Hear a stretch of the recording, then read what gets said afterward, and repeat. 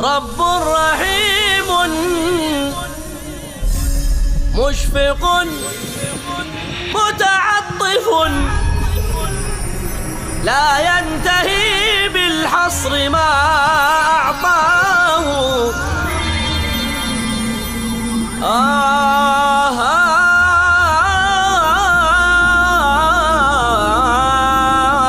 رب رحيم مشفق متعطف لا ينتهي بالحصر ما أعطى.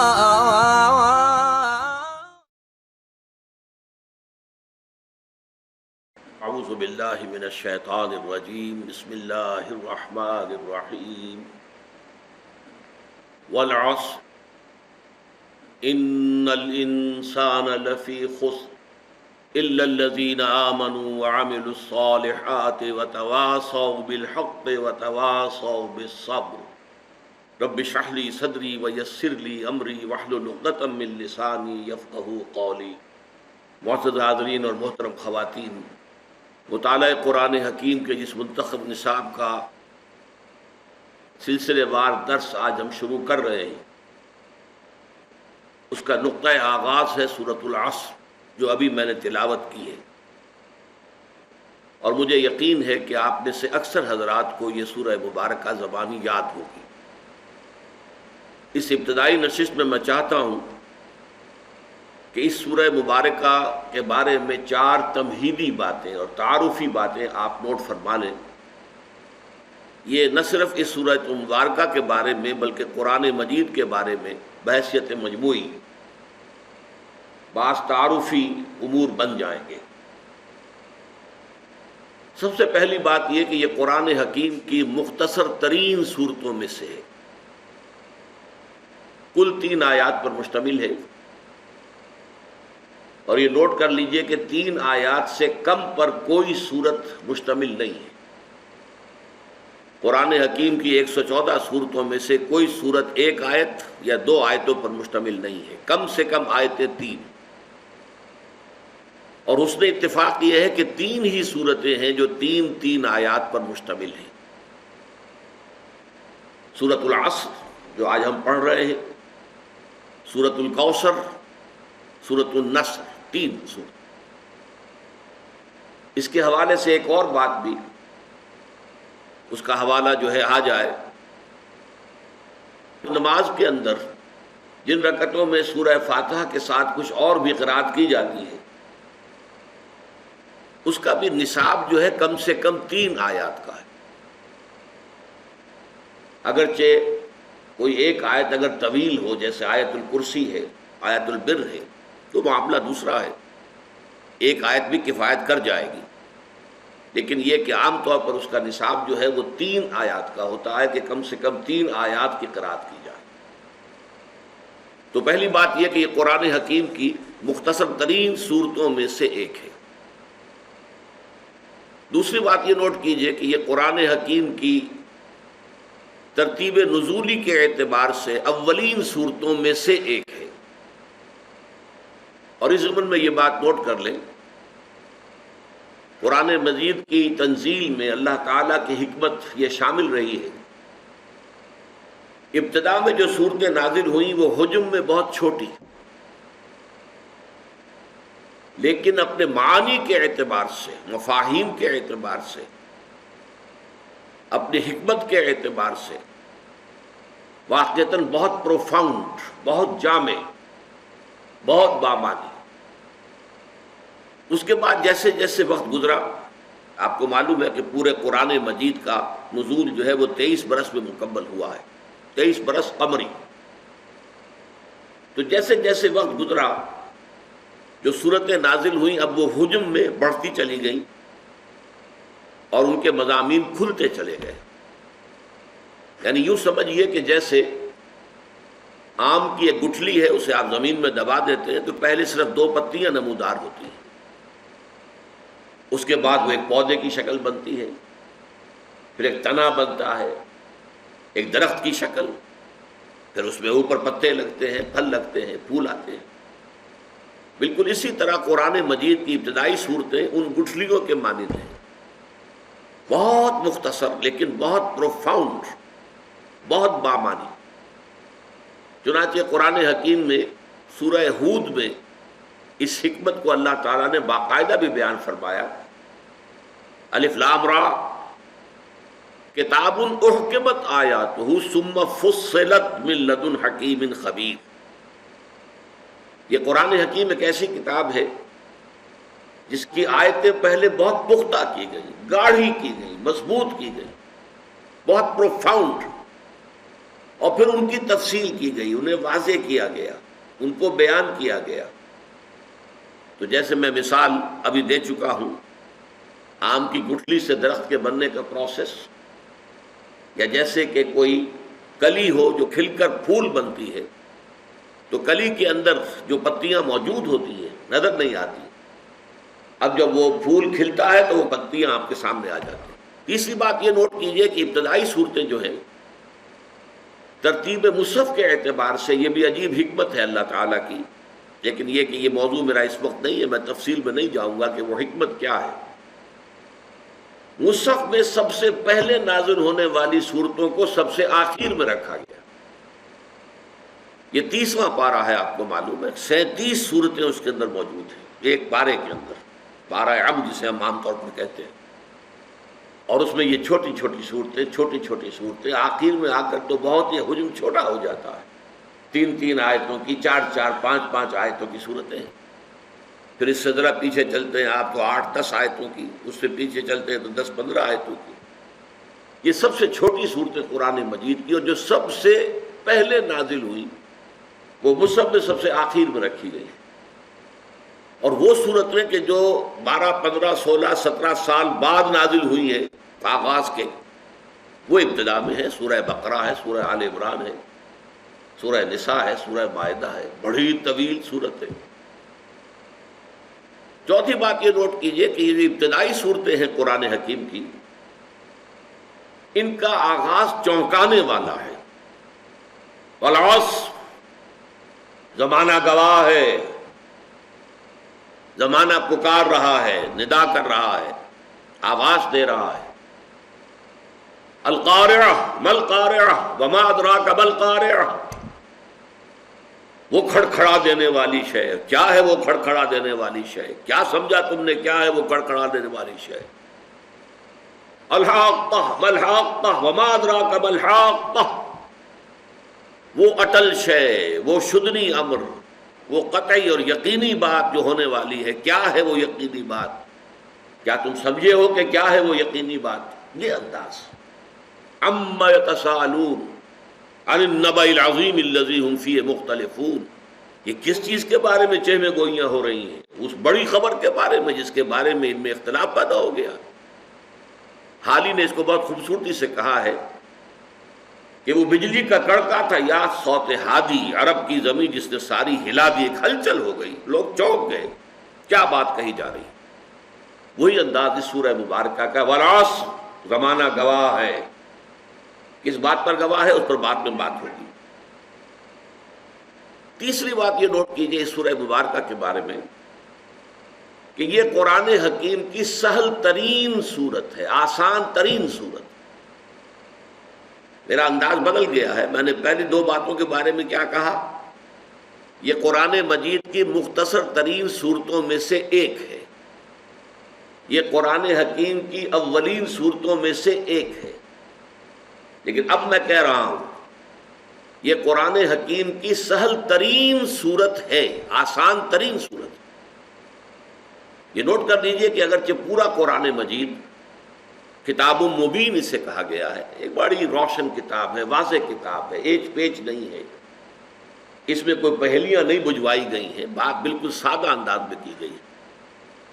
اور ایک سورہ مبارکہ میں 4 مرتبہ اللہ تعالیٰ نے چیلنج کے انداز میں فرمایا وَلَقَدْ يَسَّرْنَا الْقُرْآنَ لِلذِّكْرِ فَهَلْ مِن مُدَّكِرٍ، نصیحت اخذ کرنے کے لیے، ہدایت حاصل کرنے کے لیے ہم نے اس قرآن کو بہت آسان کر دیا ہے، تو ہے کوئی کہ جو اس سے ہدایت اخذ کرے؟ تو ویسے تو یہ معاملہ پورے قرآن کا ہے، لیکن یہ کہ ایک ادب میں ایک شے ہے جسے ہم کہتے ہیں سہل ممتنع.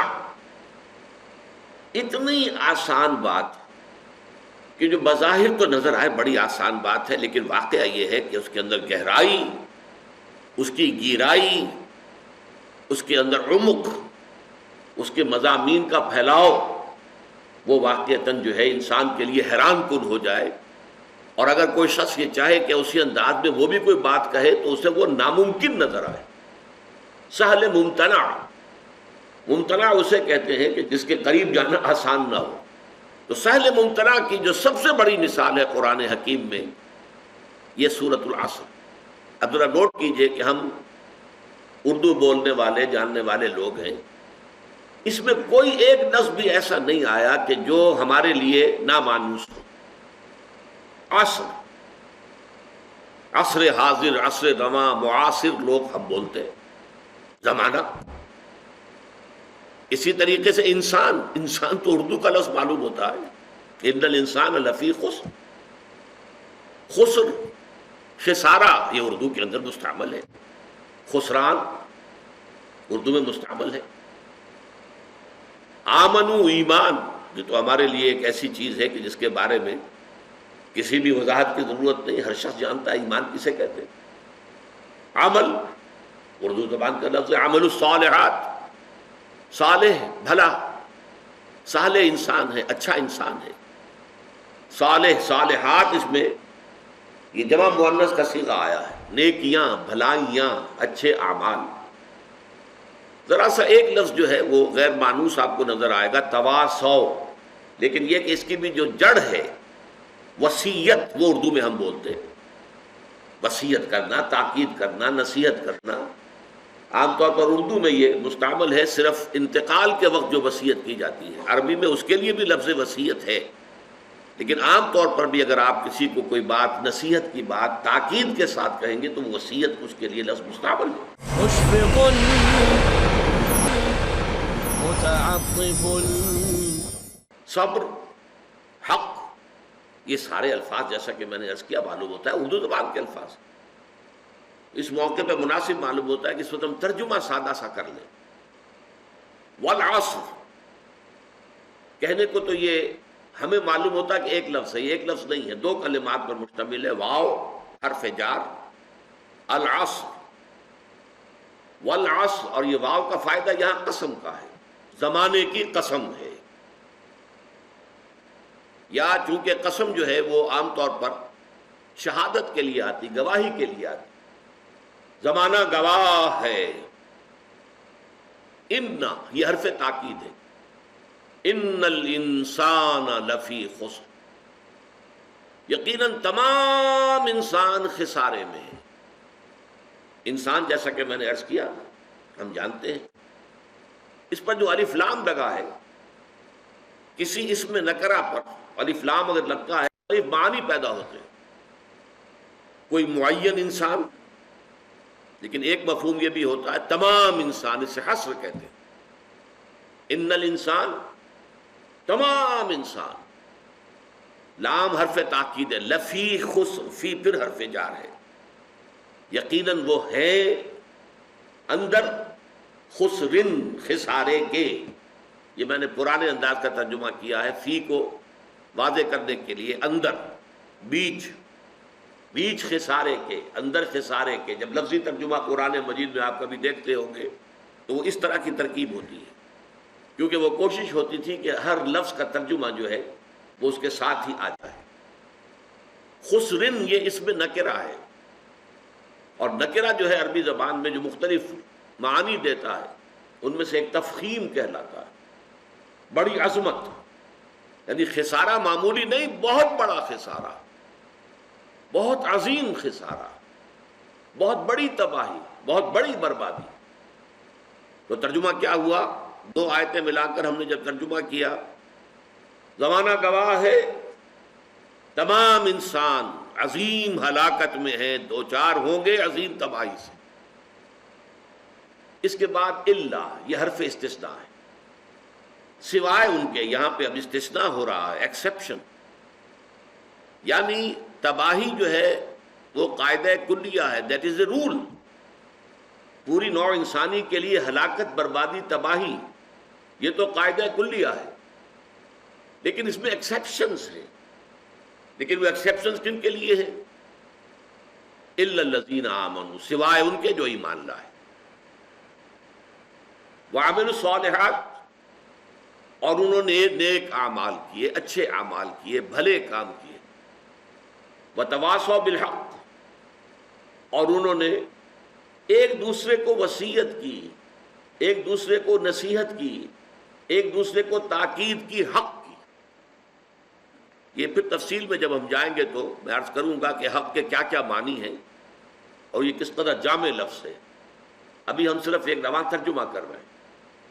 وتواصوا بالصبر، اور جنہوں نے ایک دوسرے کو نصیحت کی، ایک دوسرے کو تاکید کی، صبر کی۔ تو اب یہ ترجمہ بن گیا، زمانے کی قسم ہے، زمانہ گواہ ہے، تمام انسان عظیم ہلاکت سے دوچار ہونے والے ہیں، سوائے ان کے جو ایمان لائے اور جنہوں نے نیک عمل کیے اور جنہوں نے ایک دوسرے کو حق کی وصیت اور تاکید کی اور جنہوں نے ایک دوسرے کو صبر کی نصیحت اور تاکید کی۔ اب آئیے چوتھی بات کی طرف۔ چوتھی بات جو اس سورہ مبارکہ کے بارے میں نوٹ کرنے کی ہے وہ یہ ہے کہ یہ قرآن حکیم کی جامع ترین صورت ہے۔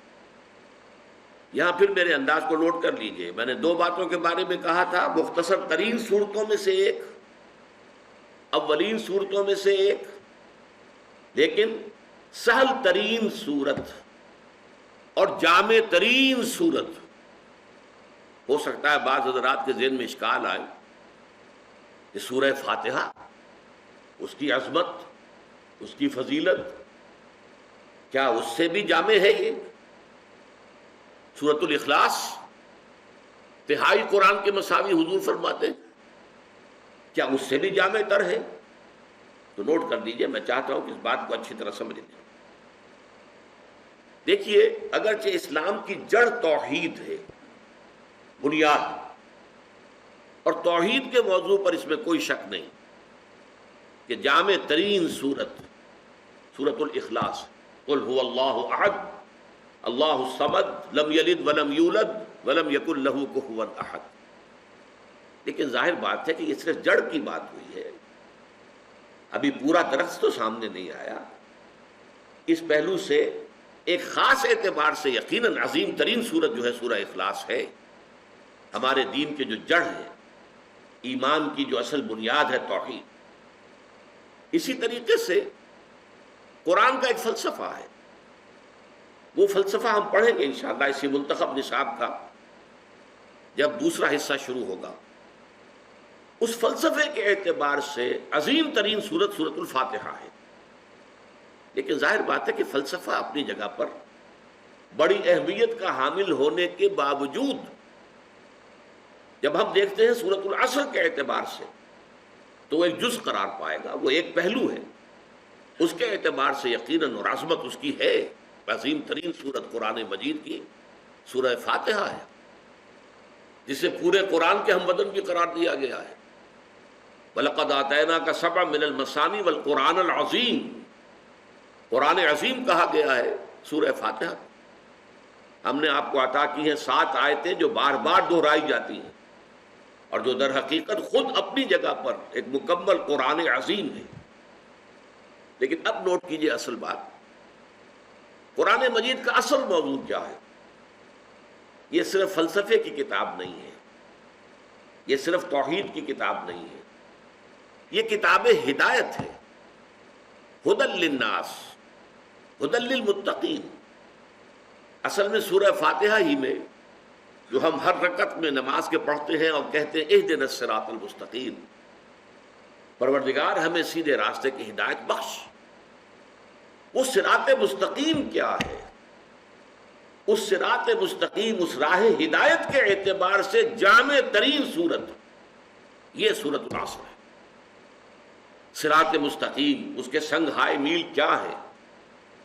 یہ چھوٹی صورت ہونے کے باوجود اس نے صراط مستقیم کے سنگ ہائے میل کو اس طریقے سے اپنے اندر سمو لیا ہے، سمیٹ لیا ہے، جمع کر لیا ہے کہ اس کی عظمت کو امام شافعی رحمۃ اللہ علیہ بیان فرماتے ہیں. اب دیکھیے میں ان کا قول نقل کر رہا ہوں. ائمہ اربعہ میں سے بہت اونچا مقام ہے امام شافعی کا. ان کی تصنیف کتاب الام بہت ضخیم اور آج بھی وہ بڑی عظمت کی حامل مانی جاتی ہے. اصول فقہ انہوں نے مرتب کیے سب سے پہلے. بہرحال امام شافعی کا تھوڑا سا تعارف کرانے کے بعد اب ان کے دو قول میں آپ کو سنانا چاہتا ہوں. ایک قول کے مطابق فرماتے ہیں لو تدبر الناس هذه السورۃ لوسعتهم. اگر لوگ صرف اس ایک سورت پر تدبر کریں، غور و فکر کریں، سوچ بچار کریں تو یہ ان کی ہدایت کے لیے کافی ہو جائے. یہ عظمت ہے اس سورہ مبارکہ میں. اس کا تھوڑا سا تجزیہ کر لیجیے. میرے نزدیک قرآن مجید کے جو مضامین ہیں ان کا ایک مکمل انڈیکس اس صورت میں موجود ہے. جن حضرات نے شاہ ولی اللہ دہلوی رحمۃ اللہ علیہ کا جو مشہور رسالہ ہے جو انہوں نے اصول تفسیر پر لکھا ہے الفوز الکبیر، اس کا مطالعہ کیا ہے. شاہ صاحب نے قرآن مجید کے مضامین کو 5 حصوں میں تقسیم کیا. میں بھی 5 ہی حصوں میں تقسیم کر رہا ہوں اس صورت کے اعتبار سے، لیکن ذرا الفاظ مختلف ہیں، عنوانات مختلف ہیں. میں اس صورت کے الفاظ کو عنوان بنا رہا ہوں. قرآن مجید میں آپ دیکھتے ہیں کہ خاصا بڑا حصہ قرآن مجید کا تاریخی تفاصیل پر مشتمل ہے. سابقہ انبیاء و رسول کے حالات، رسولوں کی قوموں پر آنے والے عذاب کی تفاصیل، یہ نوع انسانی کی تاریخ ہے. پھر یہ کہ ازل میں جو واقعات ہوئے، تخلیق آدم کا مسئلہ ہے، پھر جو فرشتوں کو حکم دیا گیا سجدے کا، آدم کو جنت میں رکھا گیا، یہ بھی تو ایک تاریخ کا حصہ ہے، انسانی تاریخ. اور پھر یہ کہ ابد کا معاملہ جو آنے والا ہے، اس سب کو آپ نوٹ کیجئے. زمانہ در حقیقت اس سب کو کور کر رہا ہے. زمانہ کیا ہے یہ میں بھی اس کے بعد انشاءاللہ تفصیل سے عرض کروں گا کہ اس میں کیا مباحث ہیں، کیونکہ ماہیت زمان جو ہے یہ فلسفے کے مشکل ترین مسائل میں سے. لیکن یہ ہے کہ یہاں زمانہ جو ہے یوں سمجھیے کہ ایک چادر کے مانند تنا ہوا ہے ازل سے ابد تک، اور یہ زمانہ چشمدید گواہ ہے کہ کیا ہو رہا ہے. اس زمانے نے قوم نوح کو غرق ہوتے دیکھا ہے، اسی زمانے نے قوم ہود کو برباد ہوتے ہوئے دیکھا ہے. اسی زمانے نے، جیسے علامہ اقبال ایک جگہ کہتے ہیں، یہ ستارے جو ہیں می نگریم و می رویم، می رویم و می نگریم، ہم چلتے رہتے ہیں اور دیکھتے رہتے ہیں دنیا میں کیا ہو رہا ہے. یہ زمانہ گویا کہ دیکھ رہا ہے. تو گویا کہ اس سب کے لیے ایک لفظ آ گیا یہاں پر والعصر کر رہا ہوں. ائمہ اربعہ میں سے بہت اونچا مقام ہے امام شافعی کا. ان کی تصنیف کتاب الام بہت ضخیم اور آج بھی وہ بڑی عظمت کی حامل مانی جاتی ہے. اصول فقہ انہوں نے مرتب کیے سب سے پہلے. بہرحال امام شافعی کا تھوڑا سا تعارف کرانے کے بعد اب ان کے دو قول میں آپ کو سنانا چاہتا ہوں. ایک قول کے مطابق فرماتے ہیں لو تدبر الناس هذه السورۃ لوسعتهم. اگر لوگ صرف اس ایک سورت پر تدبر کریں، غور و فکر کریں، سوچ بچار کریں تو یہ ان کی ہدایت کے لیے کافی ہو جائے. یہ عظمت ہے اس سورہ مبارکہ میں. اس کا تھوڑا سا تجزیہ کر لیجیے. میرے نزدیک قرآن مجید کے جو مضامین ہیں ان کا ایک مکمل انڈیکس اس صورت میں موجود ہے. جن حضرات نے شاہ ولی اللہ دہلوی رحمۃ اللہ علیہ کا جو مشہور رسالہ ہے جو انہوں نے اصول تفسیر پر لکھا ہے الفوز الکبیر، اس کا مطالعہ کیا ہے. شاہ صاحب نے قرآن مجید کے مضامین کو 5 حصوں میں تقسیم کیا. میں بھی 5 ہی حصوں میں تقسیم کر رہا ہوں اس صورت کے اعتبار سے، لیکن ذرا الفاظ مختلف ہیں، عنوانات مختلف ہیں. میں اس صورت کے الفاظ کو عنوان بنا رہا ہوں. قرآن مجید میں آپ دیکھتے ہیں کہ خاصا بڑا حصہ قرآن مجید کا تاریخی تفاصیل پر مشتمل ہے. سابقہ انبیاء و رسول کے حالات، رسولوں کی قوموں پر آنے والے عذاب کی تفاصیل، یہ نوع انسانی کی تاریخ ہے۔ پھر یہ کہ ازل میں جو واقعات ہوئے، تخلیق آدم کا مسئلہ ہے، پھر جو فرشتوں کو حکم دیا گیا سجدے کا، آدم کو جنت میں رکھا گیا، یہ بھی تو ایک تاریخ کا حصہ ہے، انسانی تاریخ۔ اور پھر یہ کہ ابد کا معاملہ جو آنے والا ہے، اس سب کو آپ نوٹ کیجئے۔ زمانہ در حقیقت اس سب کو کور کر رہا ہے۔ زمانہ کیا ہے، یہ میں ابھی اس کے بعد انشاءاللہ تفصیل سے عرض کروں گا کہ اس میں کیا مباحث ہیں، کیونکہ ماہیت زمان جو ہے یہ فلسفے کے مشکل ترین مسائل میں سے، لیکن یہ ہے کہ یہاں زمانہ جو ہے، یوں سمجھیے کہ ایک چادر کے مانند تنا ہوا ہے ازل سے ابد تک، اور یہ زمانہ چشمدید گواہ ہے کہ کیا ہو رہا ہے۔ اس زمانے نے قوم نوح کو غرق ہوتے دیکھا ہے، اسی زمانے نے قوم ہود کو برباد ہوتے ہوئے دیکھا ہے، اسی زمانے نے، جیسے علامہ اقبال ایک جگہ کہتے ہیں، یہ ستارے جو ہیں می نگریم و می رویم، می رویم و می نگریم، ہم چلتے رہتے ہیں اور دیکھتے رہتے ہیں دنیا میں کیا ہو رہا ہے۔ یہ زمانہ گویا کہ دیکھ رہا ہے، تو گویا کہ اس سب کے لیے ایک لفظ آ گیا یہاں پر، والعصر۔ اب اس کے بعد قرآن مجید کے مضامین میں تجزیہ کریں گے، یا ایمان کے مباحث ہے، توحید ہے، معاد ہے، اس کے لیے دلائل ہے، استدلال ہے، پھر اس کے خلاف جو باتیں کہی جا رہی تھی ان کا رد ہے، ان کی نفی ہے، اس پر رد و قدح کی کیفیت ہے۔ ایمان کے مباحث بہت بڑے مباحث ہیں، اور مکی صورتوں کا تو اکثر و بیشتر حصہ انہی پر مشتمل ہے۔ اس کے بعد تیسرا مضمون کیا ہے؟ عمل صالح۔ یہ کرو، یہ نہ کرو، یہ بھلے کام ہیں، یہ برے کام ہیں، ان کو چھوڑنا ہے، نیک کام کرنے ہیں۔ اب اس کے لیے آپ کو معلوم ہے عمل صالح کا پہلا منزل کیا ہے؟ انفرادی شخصیت کیسی ہونی چاہیے، انفرادی سیرت و کردار میں کیا چیزیں ہونی چاہیے، کیا اوصاف، کیا چیزیں اپنے اندر پیدا کرنی چاہیے، معاشرے کی کیا اقدار ہونی چاہیے، معاشرتی اقدار کیا ہے، کیا اصول ہونے چاہیے، تنظیم معاشرہ، سب سے پہلے تنظیم خاندان، جسے کہ شاہ ولی اللہ کہتے ہیں تدبیر منزل کہتے ہیں نا مکان کو، فلاں منزل فلاں منزل، یہ منزلوں کے مکانوں کے نام ہوا کرتے تھے، جیسے وزیر مینشن، وزیر منزل، تو تدبیر منزل۔ پھر یہ کہ ایک معاشرہ جب وجود میں آتا ہے، پھر ریاست وجود میں آتی ہے، اس کے کیا اصول ہونے چاہیے، کیسے اس کو چلانا چاہیے، یہ ساری چیزیں عمل صالح کے اندر آ گئی۔ تیسرا مضمون قرآن مجید کا بہت اہم، دعوت اللہ، دعوت الحق، امر بالمعروف، نہی عن المنکر، شہادت حق، اقامت دین، جہاد فی سبیل اللہ، اور ان سب کے لیے عنوان تواصوا بالحق۔ اور اس کے بعد مضامین، صبر کرو، یا ایھا الذین آمنوا اصبروا وصابروا ورابطوا واتقوا اللہ، صبر کرو، مصیبت میں صبر کرو، آزمائشوں میں صبر کرو، مخالفین کی طرف سے پرسیکیوشن ہو تو صبر کرو، میدان جنگ میں نقد جان ہتھیلی پر رکھ کر حاضر ہو جاؤ۔ یہی تو مضامین قرآن مجید کے ہیں۔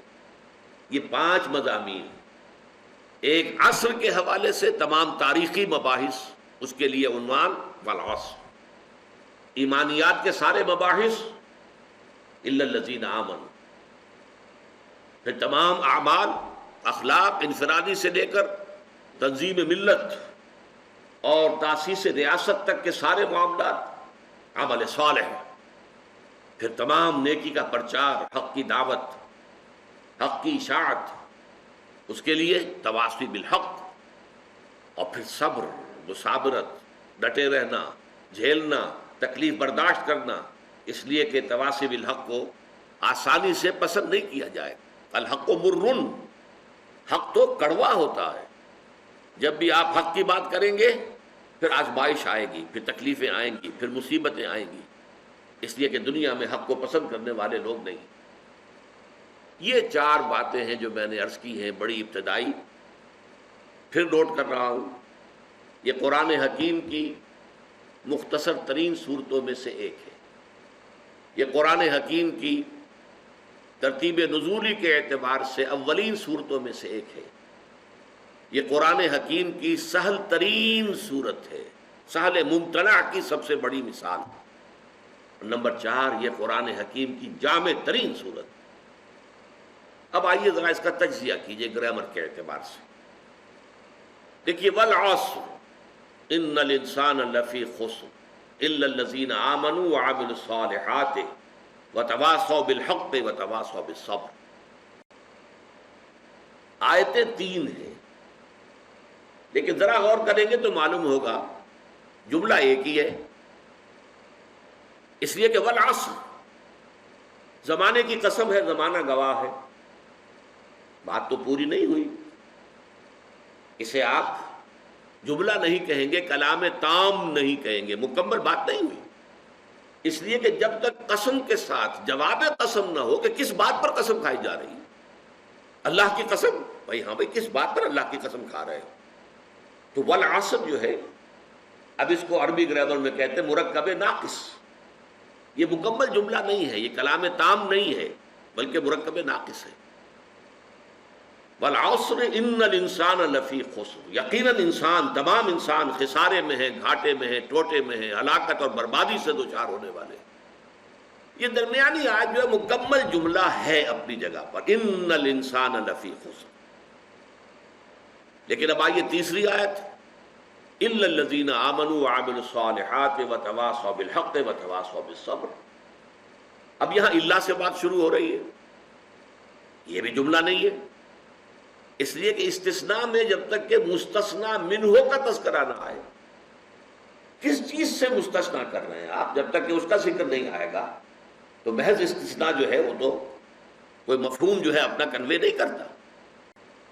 تو ایسے تینوں جو ہیں یہ آیتیں مل کر ایک جملہ بنا. زمانے کی قسم ہے اور زمانہ گواہ ہے.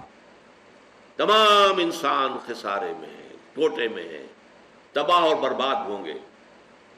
الا الذین آمنوا وعملوا الصالحات وتواصوا بالحق وتواصوا بالصبر، سوائے ان کے جو ایمان لائے اور جنہوں نے نیک عمل کیے اور جنہوں نے ایک دوسرے کو حق کی وصیت کی اور جنہوں نے ایک دوسرے کو صبر کی نصیحت کی.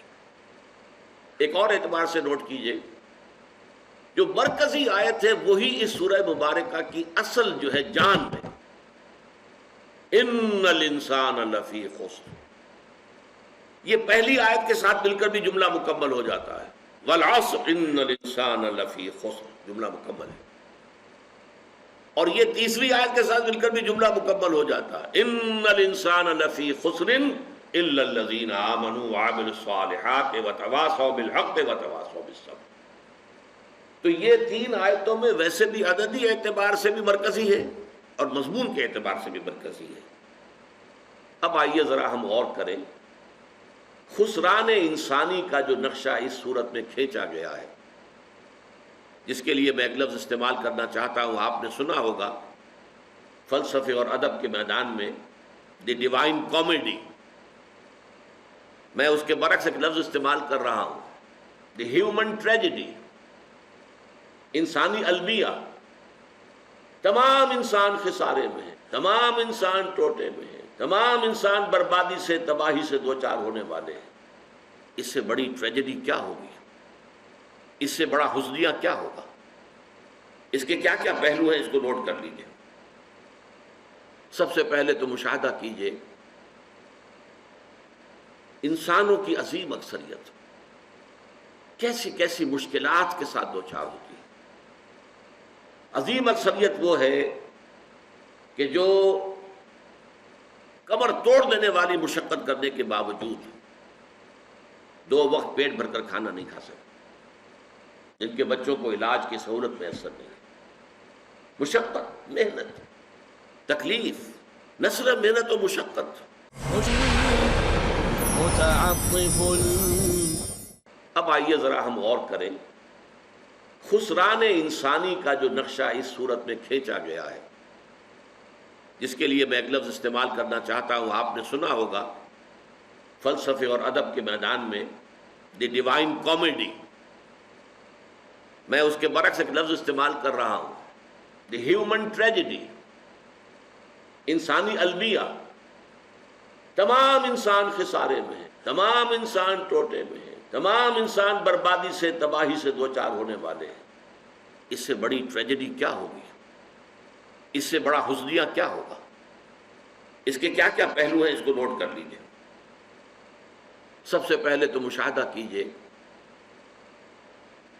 انسانوں کی عظیم اکثریت کیسی کیسی مشکلات کے ساتھ دوچار ہوتی ہے۔ عظیم اکثریت وہ ہے کہ جو کمر توڑ دینے والی مشقت کرنے کے باوجود 2 وقت پیٹ بھر کر کھانا نہیں کھا سکتے، جن کے بچوں کو علاج کی سہولت میسر نہیں ہے۔ مشقت، محنت، تکلیف، نہ صرف محنت و مشقت، محنت و مشقت کے اعتبار سے تو ہم یہ کہہ سکتے ہیں کہ انسان بھی لدو اونٹ کے مانند ہے یا کولو کے بیل کے مانند ہے، لیکن حیوان اور انسان میں اس اعتبار سے بڑا فرق ہے۔ انسان میں احساسات، رنج، غم، صدمہ، کسی جانور کا بچہ جب جوان ہو گیا، اس کے بعد وہ جانے اس کی زندگی علیحدہ ہے، والدین کی علیحدہ ہے، والدین بھی پتہ نہیں کوئی ان کا جوڑا ہے کہ نہیں مستقل۔ لیکن یہاں کیا ہوتا ہے؟ یہاں جس اولاد کو پالا پوسا، جنہیں اپنے جگر کے ٹکڑا سمجھ کر اور اپنا پیٹ کاٹ کر جن کو پالا ہے، اگر وہی بیٹا جوان ہو کر سینہ تان کر بات کرتا ہے، یا جیسا کہ آپ سنتے ہیں باپ پر ہاتھ اٹھا لیا ہے، ماں کو مار دیا ہے، قتل کر دیا ہے، جو صدمہ اس وقت انسان کو ہوتا ہے کیا کسی حیوان کو ہوتا ہے؟ یہ صدمات، یہ رنج و غم، قرآن مجید میں ایک پوری سورہ مبارکہ ہے اسی پر، جس کا مرکزی مضمون یہی ہے، لا اقسم بہذا البلد وانت حل بہذا البلد ووالد وما ولد لقد خلقنا الانسان فی کبد۔ میں جو ابتدائی قسمیں ہیں ان کو اس وقت تشریح نہیں کروں گا، اس لیے کہ وہ ہمارا اس وقت کا موضوع نہیں ہے۔ جس چیز پر قسمیں کھائیں اللہ نے 3، لا اقسم بہذا البلد وانت حل بہذا البلد ووالد وما ولد، 3 قسمیں کھا کر بات کیا کہی؟ ہم نے انسان کو محنت اور مشقت ہی میں پیدا کیا ہے۔ محنت اور مشقت ہر انسان کا مقدر ہے۔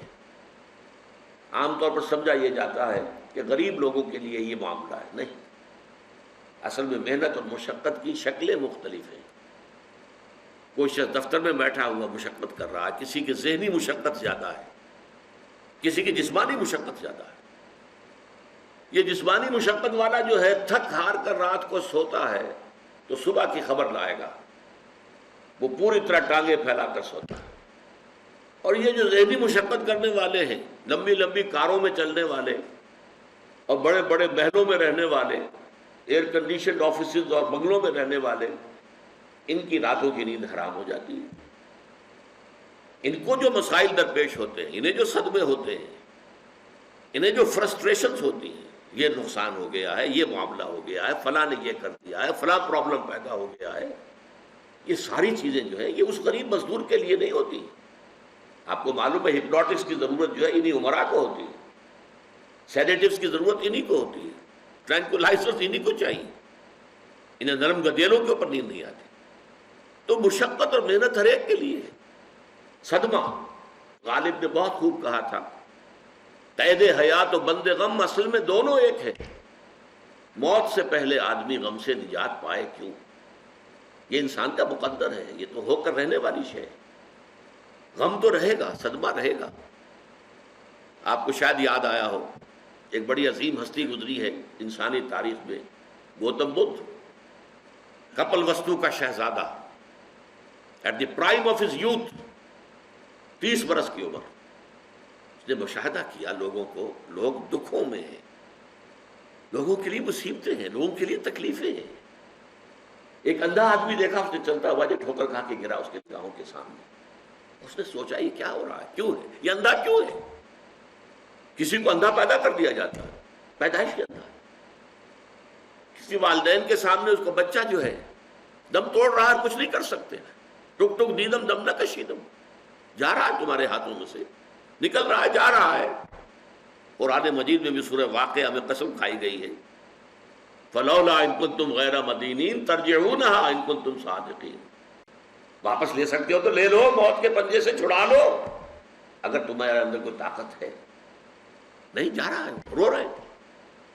یہی وجہ ہے کہ پھر وہ اس فکر میں، یہ دکھ کیوں ہے انسان کا مقدر، اس کا سبب تلاش کرنے کے لیے پھر اس سے نکلنے کا راستہ کیا ہے، اس سے نجات کیسے ہوگی، نروان کیسے ملے گا۔ پھر آپ کو معلوم ہے 30 برس کی عمر میں جوانی کا دور، جوان بیوی کو رات کو سوتے ہوئے چھوڑ کر گیا ہے، شیرخوار بچہ چھوڑ کر گیا، محل چھوڑ کر جا کر خاک چھانی ہے، کہاں کہاں پھرا ہے، کن کن رشیوں منیوں کی خدمتیں کی ہیں، کہاں کہاں گیا ہے، کتنا وقت لگایا ہے، کن کن جنگلات جو ہے اس کے خاک چھانی ہے اس نے۔ بہرحال اسے کیا ملا کیا نہیں ملا یہ میں اس سے بحث نہیں کرتا، اس لیے کہ ظاہر بات ہے کہ وہ حضرت مسیح علیہ السلام سے بھی قبل کی شخصیت ہے، اور اکثر لوگوں کی تعلیمات بگڑ گئی ہیں۔ حضرت مسیح علیہ السلام کی تعلیمات اگر قرآن مجید ہمیں نہ بتائے تو ہمیں کیسے معلوم ہو کہ ان کی اصل تعلیم کیا تھی۔ عیسائی جس مسیح کو ماننے والے ہیں اس مسیح کو تو ہم نہیں مانتے، اللہ کا بیٹا تو ہم نہیں مانتے، لیکن اگر قرآن مجید واضح نہ کرتا تو ہمیں کیسے معلوم ہوگا۔ اسی طرح گوتم بدھ کے بارے میں جو کچھ کہتے ہیں ان کے ماننے والے، اس کی طرف نہ جائیے، وہ کیا تھا حقیقت میں ہم نہیں جان سکتے، لیکن یہ ضرور ہے کہ اس کے فلسفے کا جو مین تھیم ہے سروم دکھم، all is pain, all is suffering, all is agony، سروم دکھم، درد ہی درد ہے، رنج ہی رنج ہے، غم ہی غم ہے۔ قید حیات و بند غم اصل میں دونوں ایک ہیں، موت سے پہلے آدمی غم سے نجات پائے گا۔ لیکن اس اعتبار سے اگر آپ غور کریں گے تو چلیے انسان حیوانات کی صف میں آ گیا بس، لیکن نہیں، انسان کی ہیومن ٹریجڈی کا نقطہ عروج بالکل ایک اور ہے۔ مرنے کے بعد پھر اٹھایا جائے گا، پھر جواب طلبی ہوگی، کیا کرتے رہے زندگی بھر؟ تم نے حقیقت کو پہچاننے کی کوشش کی، تم نے حق پر چلنے کی کوشش کی، یا تم نے ظلم کیے، زیادتیاں کی، ناانصافیاں کی؟ آؤ حساب دو۔ حیوان سے یہ محاسبہ نہیں ہے، نباتات اور حیوانات اس سے بری ہے، انسان ہے۔ اس پر بھی ایک سورت ہے قرآن مجید کی، سورۃ الانشقاق، یا ایھا الانسان انک کادح الی ربک قدحا فملاقیہ۔ اے انسان تیرا معاملہ یہ ہے، تو مشقت پر مشقت جھیل کر، تکلیفیں پر تکلیفیں برداشت کر کے پھر ایک دن اپنے پروردگار کے حضور میں حاضر ہوگا جواب دہی کے لیے۔ حضور کی ایک خطبے میں جو الفاظ آتے ہیں، واللہ لتموتن کما تنامون، خدا کی قسم تم سب مرو گے جیسے کہ ہر روز شام کو سو جاتے ہو، رات کو سو جاتے ہو۔ یہ نیند بھی موت کی بہن ہے۔ ثم لتبعثن کما تستيقظون، لیکن پھر جیسے روزانہ صبح بیدار ہوتے ہو ایسے ہی ایک صبح قیامت آئے گی کہ سب اٹھا لیے جاؤ۔ ثم لتحسبن بما تعملون، پھر تمہارا محاسبہ ہوگا، that grand accountability، وہ مسئولیت عظیم، پوری زندگی کا حساب، چھوٹی سی چھوٹی باتیں۔ وَمَنْ يَعْمَلْ مِثْقَالَ ذَرَّةٍ خَيْرًا يَرَهُ وَمَنْ يَعْمَلْ مِثْقَالَ ذَرَّةٍ شَرًّا يَرَهُ۔ ذرے کی ہم وزن نیکی ہوگی وہ بھی سامنے پاؤ گے، اور ذرے کی ہم وزن بدی ہوگی وہ بھی سامنے پاؤ گے۔ انسان چیخ اٹھے گا، مَا لِهَٰذَا الْكِتَابِ، یہ اعمال نامہ کیسا ہے، لَا يُغَادِرُ صَغِيرَةً وَلَا كَبِيرَةً إِلَّا أَحْصَاهَا، اس نے تو نہ چھوٹی چیزیں چھوڑی ہیں نہ بڑی چیزیں چھوڑی ہیں، تمام کا احاطہ کر لیا ہے۔ وہ محاسبہ ہوگا، اور اس کے بعد جزا و سزا کے فیصلے ہوں گے۔ بہت مبارک ہوں گے، خوش قسمت ہوں گے وہ لوگ جو جنت کی طرف بھیج دیے جائیں۔ وسیق الذین اتقوا ربهم الى الجنة زمرا، اللهم ربنا اجعلنا منهم، اللهم ربنا اجعلنا منهم، اللهم ربنا اجعلنا منهم۔ اور کتنے بدبخت ہوں گے وہ، خسران عظیم۔ وسیق الذین کفروا الى جہنم زمرا، وہ کافر جو ہے وہ گروہ در گروہ لے جائے جائیں گے جہنم کی طرف، ان میں جھونک دیے جائیں گے۔ یہ ہے وہ مرحلہ کہ نوع انسانی کے گرے سرسبد۔ حضرت ابو بکر کے بارے میں آتا ہے رضی اللہ تعالی عنہ، اس احساس کے تحت کہ ایک روز اللہ کے سامنے کھڑے ہونا ہے محاسبے کے لیے. ایک عجیب کیفیت میں کہا کرتے تھے کاش کہ میں درخت پر چہچہاتی ہوئی ایک چڑیا ہوتا جس سے کوئی محاسبہ نہیں ہے، حساب کتاب نہیں ہے. کاش کہ میں گھاس کا ایک تنکا ہوتا جس سے کوئی حساب کتاب نہیں ہے، وہ سوکھ جاتی ہے تو آگ میں جلا دی جاتی ہے، بات ختم ہو جاتی ہے، حساب کتاب نہیں. کہنے والا کون ہے؟ ابو بکر صدیق رضی اللہ تعالی عنہ. قرآن مجید بھی کہتا ہے سورہ اما یتساءلون جو ہے اس میں یہی تو لفظ آیا ہے. آخری آیت کیا ہے؟ یقول الکافر یا لیتنی کنت ترابا، ہائے کاش کہ میں مٹی ہوتا، شرف انسانیت مجھے حاصل نہ ہوا ہوتا. اور فارسی میں ایک شاعر نے کہا ہے کیفیت کیا ہوگی کہ ہر انسان کہے گا مرائے کاش کے مادر نہ زادے، کاش کہ میری ماں نے مجھے کبھی جنا نہ ہوتا. یہ ہے وہ ذالک هو الخسران المبین، ان الانسان لفی خسر. یہ ہے ہیومن ٹریجڈی. بارک اللہ لی ولکم فی القرآن العظیم ونفعنی وإیاکم بالآیات والذکر الحکیم. رب رحیم مشفق متعطف